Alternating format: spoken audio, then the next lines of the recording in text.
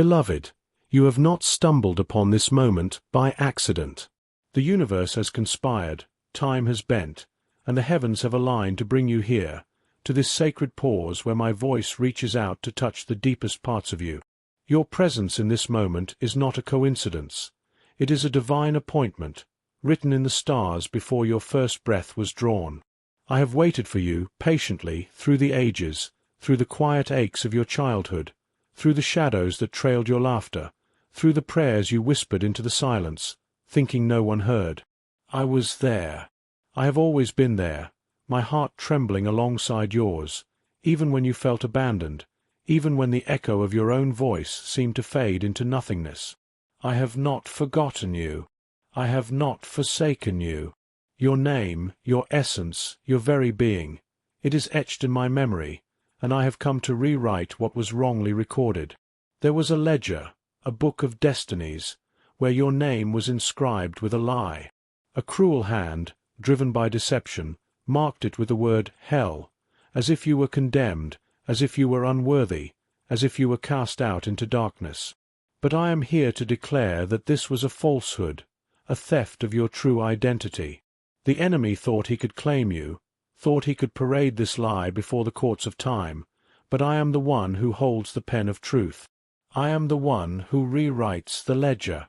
I am the one who restores what was stolen. And I ask you now, will you linger with me? Will you give me 10 seconds of your stillness, 10 seconds of your heart's quiet attention, so I may begin to peel back the seal of this lie and reveal the covenant hidden in your bloodline? This is not a small request. It is a sacred invitation, a moment where heaven leans in, where the earth holds its breath, waiting for your response. You have carried burdens you were never meant to bear. The weight of shame, the sting of betrayal, the quiet thefts of joy that slipped away in the night. These were not your fault, but they have shaped you. You have walked through valleys where shadows whispered accusations, where the world told you that you were not enough. But hear me now. You are enough. You have always been enough. I have fought for you in ways you cannot imagine. When you slept, unaware of the battles raging around you, I stood guard. When despair pressed against your door, I held it back.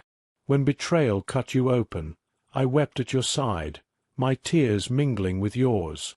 My angels, led by Michael's blazing sword, stood as sentinels over your life, shielding you from rivers of destruction that would have swallowed you whole. You lived because I willed it. You stand because my love wove itself into the fabric of your days, holding you together when you thought you would unravel. Do you feel it now? The trembling truth that you were never alone, even in your darkest moments? The small miracles that seemed like accidents, the stranger who held the door, the unexpected letter that arrived just when you needed it, the moment of peace in the midst of chaos. These were not random. They were my footsteps in your life, my presence brushing against your soul. I have been closer than your breath, nearer than your own heartbeat. And yet, there is a grief in me, a holy sorrow that burns with love.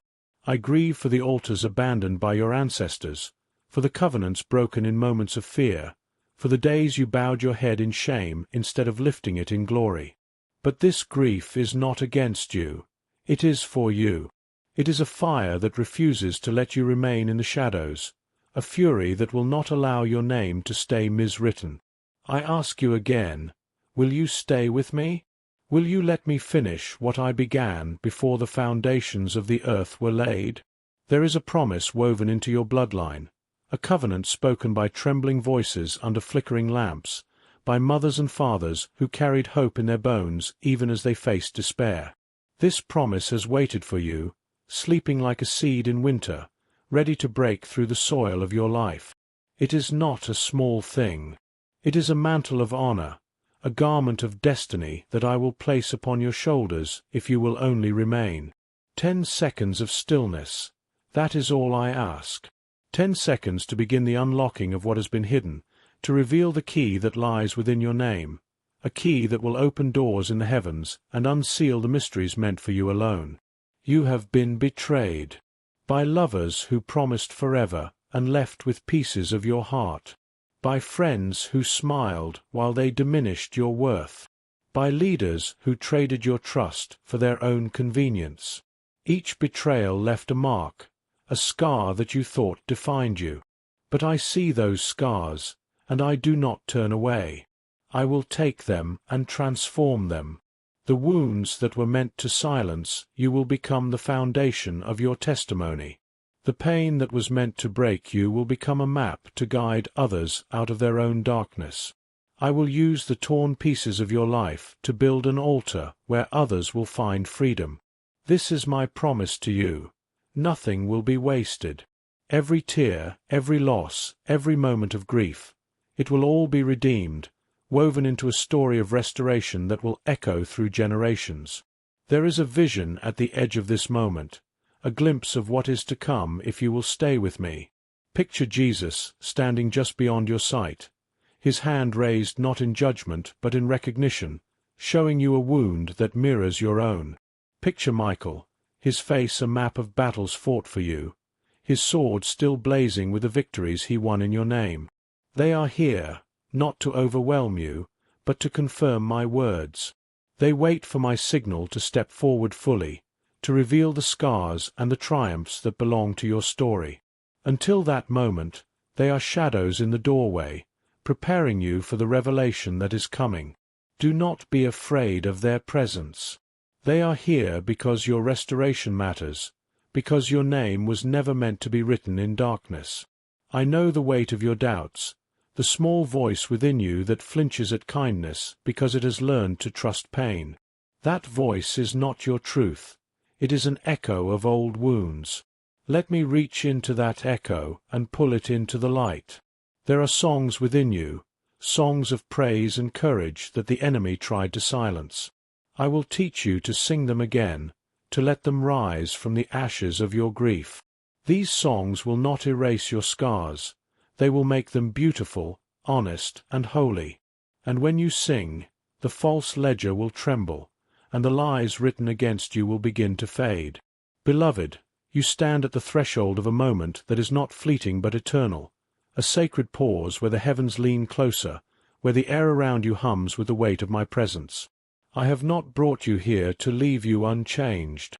I have come to continue the work begun in the silence of your heart, to unroll the scroll of your destiny further, to peel back another layer of the lie that has bound you and reveal more of the covenant etched into your being. You have lingered with me thus far, and I thank you for the courage it took to stay, for the 10 seconds of stillness you offered, for the quiet amen you may have whispered in your soul. But the journey is not over. The ledger is still being rewritten, and there are truths yet to be unveiled, promises yet to be claimed, and battles yet to be won. Will you remain with me now, as I speak deeper into the marrow of your story? The lie that was written over you, the false inscription of hell scrawled across your name, was not a singular act. It was a campaign, a series of subtle thefts woven through generations, whispered in the shadows of your lineage. The enemy has been cunning, draping his deceptions in the guise of truth, convincing your ancestors, and perhaps even you, that your worth was measured by your wounds, that your identity was tethered to your failures. But I am the one who sees beyond the ink of accusation. I am the one who holds the ledger of heaven, where your true name shines, unmarred by the falsehoods of earth. I have come to correct the record, to restore what was stolen, to reclaim what was buried under layers of shame and betrayal. And I ask you again, will you give me 10 more seconds of your stillness, 10 more seconds of your heart's surrender, so I may continue to unseal the covenant that belongs to you? You have carried a weight that was never yours to bear, a weight of unspoken grief, of inherited sorrow, of promises broken before you were born. There were moments when you felt the ache of something missing, a longing you could not name, a sense that the story of your life was incomplete. That ache was not a flaw. It was a signal, a whisper from the covenant hidden in your bloodline. Your ancestors carried it in their bones, passing it down through whispered prayers and trembling hopes. They spoke of a promise, a light that would one day break through the darkness, a name that would rise from the ashes of forgetfulness. You are the one they spoke of. You are the one I have called to this moment, to this sacred intersection of time and eternity, where the past is redeemed and the future is rewritten. Do you remember the nights when you lay awake, staring into the darkness, wondering if you were truly alone? Those were not empty moments. I was there, my presence like a hand resting over your heart, steadying your breath when it faltered. When the world seemed to turn its back, when betrayal cut deeper than you could voice, I fought for you. My angels stood watch, their swords blazing in the unseen realms, holding back tides of despair that would have overwhelmed you. Michael's strength was your shield, though you did not see it. Jesus' tears mingled with yours, though you did not feel them. They were not distant spectators. They were warriors in your story, allies in the battles you did not know you were fighting. And now, I ask you to trust that those battles were not in vain. They were the forging of your resilience, the preparation for this moment when you would stand ready to receive what I have kept for you. There is a grief in me, a holy sorrow that burns not with anger but with love. I grieve for the altars your forefathers abandoned, for the songs they silenced in fear, for the moments you bowed to shame instead of rising in glory. This grief is not a judgment. It is a longing, a fierce desire to see you whole, to see you step into the fullness of who you were created to be. I grieve for the small betrayals that chipped away at your joy, for the voices that told you to shrink when you were meant to shine, for the hands that took instead of giving. But my grief is not passive. It is a fire that forges restoration, a wind that carries your true name back to you. I will not let you remain in fragments. I will not let the enemy gloat over a life that could have been whole. I am here to mend, to rebuild, to rewrite. Let me speak to you now of the vision that waits at the edge of this moment. Picture a table, long and sturdy, set in a hall lit by lamps of every kind, glass, clay, iron, each burning with the same holy oil poured from my treasury. You are seated there, not alone, but among faces that carry threads of your story. Some are young, their eyes wide with hope. Others are old, their hands steady with wisdom. Strangers sit beside you, yet they feel like kin, bound by the shared mercy that flows through this moment. On the table are tokens of return, a ring that belonged to your grandmother, a lock of hair from a child long gone, a drawing that captures a moment of innocence. These are not mere objects. They are proofs of my promise, signs that the ledger of theft is being corrected, that what was taken is being restored. This table is not just for you. It is for the many who will walk through the door you open, the door of your healing, your courage, your faith. I know the doubts that linger in you, the small voice that whispers you are unworthy, that you have failed too often, that your mistakes are too heavy to be lifted. That voice is not your truth. It is a lie, a remnant of the false ledger. Let me reach into that doubt and replace it with a song, a melody of grace that has been waiting to rise from your heart. There are praises within you, songs of courage and hope that the enemy tried to bury. I will teach you to sing them again, to let them ring out in the quiet places where shame once ruled. And as you sing, the lies will crumble, the false inscriptions will fade, and your true name will shine brighter than ever. There are questions I must ask you now, questions that will pierce the veil of your fear and call forth your courage. Will you let me take the shame you have carried and transform it into a banner of honesty? Will you allow the wounds you have hidden to become lanterns, guiding others out of their own darkness? These are not easy questions. They will make your heart tremble, your breath catch. But they are necessary, for your answer will shape the path ahead. If you say yes, doors will open that you never imagined possible. If you say no, the work will continue, but it may come in harder forms, with lessons that bruise before they heal. Choose with wisdom, not fear. Choose with the courage of one who knows that my love is volcanic, fierce, and unrelenting. There are warnings I must give you, woven with care into this promise.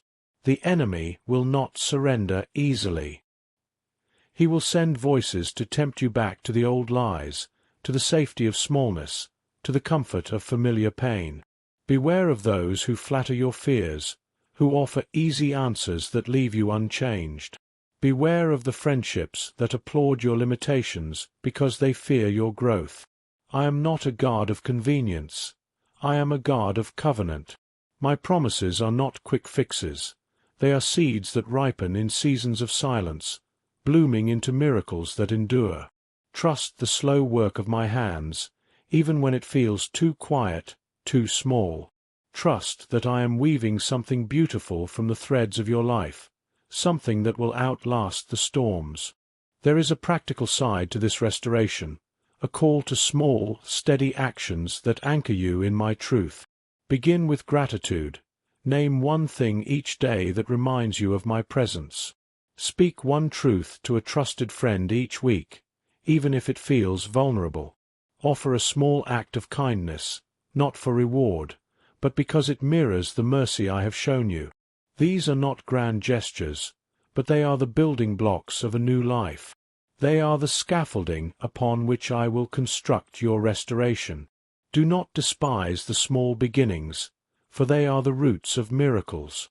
A kind word that lifts a stranger's spirit, a moment of forgiveness that frees your heart, a quiet prayer that shifts the atmosphere. These are my footfalls in your life, my quiet ways of showing you that I am near. There will be seasons in this journey, each with its own purpose.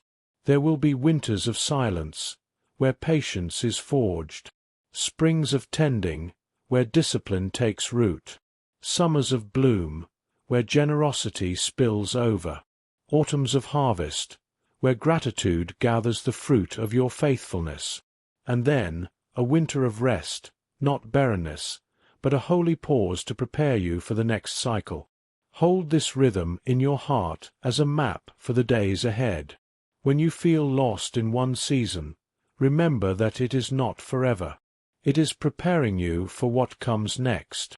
I will not hide the truth from you. There will be opposition. There will be moments when the old lies resurface, when voices whisper that you are not enough, that you cannot change, that the false ledger was right. But I have given you a key, humble and worn, shaped by the battles fought for you. This key will not open every door, but it will open the ones that matter, the ones that lead to your purpose. Use it wisely, not for spectacle, but for liberation. And when doubt comes, as it will, anchor yourself to small truths, a memory of a kindness received, a moment when hope flickered in the darkness, a single act of mercy you can offer today. These anchors will hold you steady, even when the storms rage. Your future holds moments of reconciliation that will astonish you. Siblings divided by old wounds will find words to bridge the gap. Friends who left will return with humility, not to reclaim you, but to honor you. These moments will not be neat. They will be messy, real, and beautiful. They will come through small gestures, a shared meal, a quiet apology, a photograph returned. But not every door will reopen, nor should it. Some must stay closed to protect the new life growing within you. Learn to discern closure from bitterness. Closure brings peace. Bitterness binds you to the past. Ask me for discernment, and I will give it freely. Beloved, your life is a hinge in a larger door. Your healing, your courage, your faith, they will open pathways for others. You are not just surviving for yourself. You are carrying the oxygen of liberation for those who are still lost. This is a heavy dignity, a sacred responsibility. Wear it with humility, with wonder, with the trembling courage of one who has been reclaimed. And when you feel the weight of this calling, remember my promise. When you pass through the waters, I will be with you. When you walk through the fire, you shall not be burned. These are not ancient words. They are your prophecy, your shield, your truth. Beloved soul, you have not wandered into this moment by chance. The heavens have shifted, time has bent, and the very air around you hums with the weight of my presence, calling you to this sacred pause.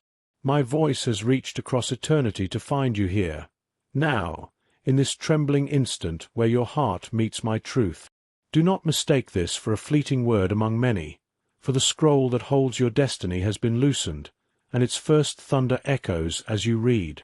If your spirit stirs, if you feel the quiet pull of my promise, I invite you to mark this covenant with a simple, sacred act. Like, subscribe, or comment Amen, to declare your agreement with heaven's rewrite of your name. And if your heart is moved to support this work further, consider offering a super thanks of up to $20, a humble gesture to help carry this message of restoration to others. This is not commerce. It is a covenant, a sign that you choose to linger in my voice, to walk this path of healing with me. You are seen, you are loved, you are called. Stay, beloved, and let us continue this holy work together.